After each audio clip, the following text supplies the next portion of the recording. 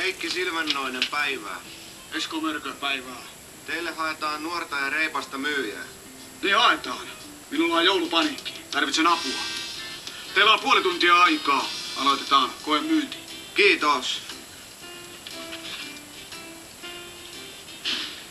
Päivää. Päivää. Mitäs teille saisi olla? Joululahja-ideoita etsi. Osta vaimolle iso televisio. Se on kyllä aika iso. Osta pienempi, siinä videot samassa. Se menee tuommoista ajatusta. Osta 2.1 teksti. Ei. Osta Nikalle. Ei. Puukuorilla.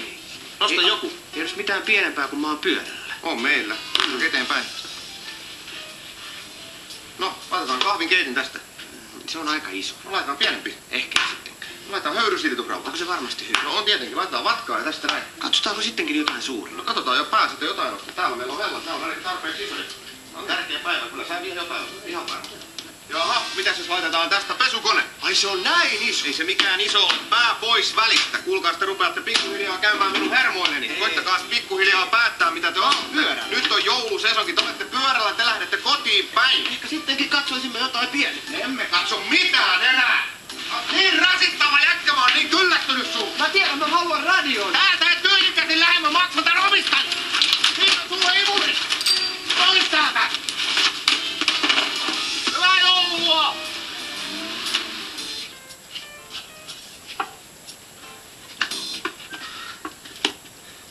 Loistavaa myyntityötä. Paikka on teidän. Kiitos. Kiitos. Kiitos. Kiitos.